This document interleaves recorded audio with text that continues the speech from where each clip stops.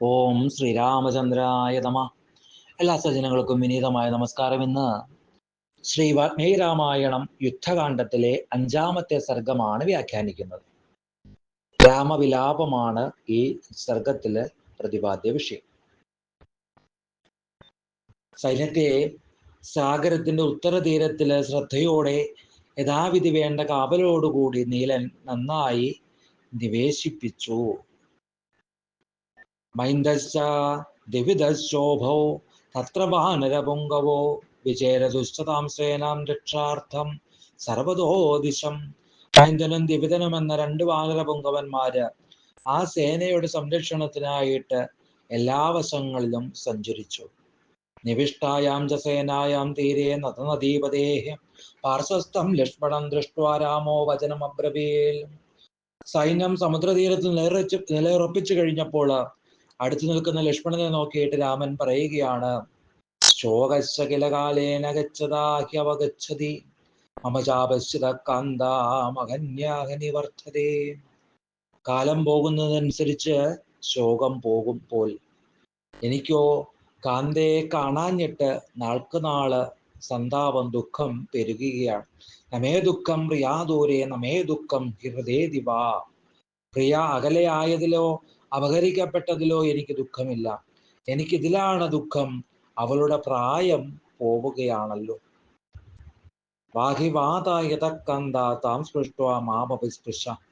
കാറ്റേ, എൻ്റെ കാന്ത ഇരിക്കുന്നിടത്തേക്ക് വീശിയാലും അവളെ സ്പർശിച്ചിട്ട് വന്ന് നീ എന്നെയും സ്പർശിച്ചാലും നീ മൂലം എനിക്ക് ശരീരസ്പർശനവും ചന്ദ്രനിലൂടെ ദൃഷ്ടി സമാഗമവും ഉണ്ടാകും. തന്മേദഗതി ഗാത്രാണി വിഷംഭീതമിവാശ്രയേ ഹാ നാഥേ പ്രിയാസമേ ക്രിയമാണ യഥബ്രവിൽ. അപഹരിക്കപ്പെടുമ്പോൾ എൻ്റെ പ്രിയ ഹാ നാഥ എന്ന് വിലപിച്ചത് കുടിച്ച വിഷത്തെ പോലെ ഉള്ളിലിരുന്ന് എൻ്റെ അവയവങ്ങളെ ഇതാ ദഹിപ്പിക്കുന്നു. തദ്വിയോഗേന്ധേനവതാ തച്ചിന്താ വിപുലാർച്ചിഷ. അവളുടെ വിയോഗമാകുന്ന പിറകും അവളുടെ വിചാരങ്ങളാകുന്ന തീജ്വാലകളും ചേർന്ന കാമാഗ്നി എൻ്റെ ശരീരത്തെ രാപ്പകല് ചുട്ടരിക്കുന്നു. അല്ലയോ ലക്ഷ്മണ, ഞാൻ നിന്നെ വിട്ട് കടലിലിറങ്ങി കിടന്നുകൊള്ളാം. വെള്ളത്തിൽ കിടക്കുന്ന എന്നെ കത്തുന്ന കാമാഗ്നി ദഹിപ്പിക്കുകയില്ല. ഞാനും ആ സുന്ദരിയും ഒരേ മണ്ണിലാണല്ലോ മേവുന്നത്. കാമുകന് ജീവൻ നിലനിർത്താൻ ഇത് തന്നെ ധാരാളമാണ്. വെള്ളമില്ലാത്ത വയല് വെള്ളമുള്ള വയലിന്റെ ഈർപ്പം കൊണ്ടുന്നത് പോലെ അവൾ ജീവിക്കുന്നു എന്ന് കേട്ട് ഞാനും ജീവിക്കുന്നു. കഥാനുകല ശുശ്രോണിയും ശതപത്രായ ദക്ഷിണ. ഞാൻ ശത്രുക്കളെ വിജയിച്ച് ശുശ്രോണിയും പത്മപത്ര വിശാലാക്ഷിയുമായിരിക്കുന്ന സീതയെ പുഷ്ടശ്രീ എന്ന പോലെ എന്നാണ് കാണുക. അവളുടെ പതരാംബുജം തല്ലൊന്നുയർത്തി ആ തൊണ്ടിനീർ ചുണ്ടുകളെ ആതുരൻ ദസാകിനത്തെ എന്ന പോലെ ഞാൻ എന്നാണ് പാനം ചെയ്യുക. അവളുടെ പരസങ്ങൾക്കൊത്തതും തടിച്ചതും തമ്മിൽ ചേർന്നതുമായിരിക്കുന്ന സ്ഥലങ്ങൾ പുലുകുമ്പോൾ തുളുമ്പിക്കൊണ്ട് എന്നോട് എന്നാണ് ചേർന്നിടുക. അരക്കന്മാർക്ക് നടുവിൽപ്പെട്ട സതാഭാഗ്യം സതിയുമായിരിക്കുന്ന എൻ്റെ നാഥ, ത്രാതാരം നാദികച്ചത് അനാദിയെപ്പോലെയും രക്ഷകനില്ലാതെ കഴിയുന്നു. കഥം ജനകരാജസ് ദുഃഖിദാസ മമ പ്രിയ.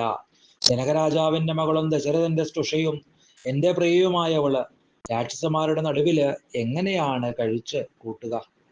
അക്ഷോഭ്യന്മാരായിരിക്കുന്ന ആശരന്മാരെ അകറ്റി അവൾ എന്ന് ആ കാർമേഘങ്ങളെ അകറ്റി ശരത്തിലെ ശശിലേഖ എന്നതുപോലെ ഉയർന്നു വരുന്നത് എന്നാണ്.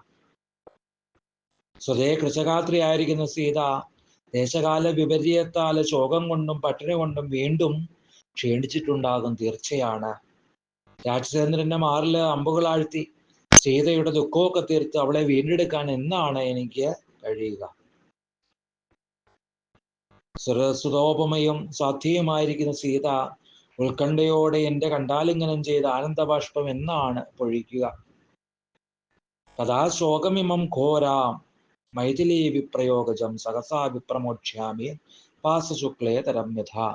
വൈദേഹി വിരഹം കൊണ്ടുള്ള ഈ ഘോരമായിരിക്കുന്ന ശോകത്തെ മുഷിഞ്ഞ തുണി എന്നതുപോലെ ഞാൻ എന്നാണ് വേഗത്തില് വെടിയുക. ഏവം വിലപതസ്തസ്യ തത്ര രാമസ്യ ധീമത. ധീമാനായിരിക്കുന്ന രാമൻ അവിടെ കിടന്ന് ഇങ്ങനെ പലവിട്ടില് വിലപിക്കുമ്പോൾ പകൽ മാഞ്ഞ് ഒളിമങ്ങിയ ആദിത്യനങ്ങോട്ട് അസ്തമിച്ചു. ആശ്വാസിതോ ലക്ഷ്മണേന രാമ സന്ധ്യാമുപാസത. ലക്ഷ്മണനാൽ ആശ്വസിക്കപ്പെട്ട ആ രാമൻ സന്ധ്യാവന്ദനം ചെയ്തു. ഇങ്ങനെ സീതയെ പറ്റിയിട്ട് ഓർത്തുള്ള രാമന്റെ വിലാപമാണ് ഈ സർഗത്തില് പ്രതിപാദിച്ചത്. എല്ലാവർക്കും രാമാനുഗ്രഹം ഉണ്ടാകട്ടെ എന്ന് പ്രാർത്ഥിക്കുന്നു. സർവം ശ്രീരാമപാദാരവിന്ദാർപ്പണമസ്തു.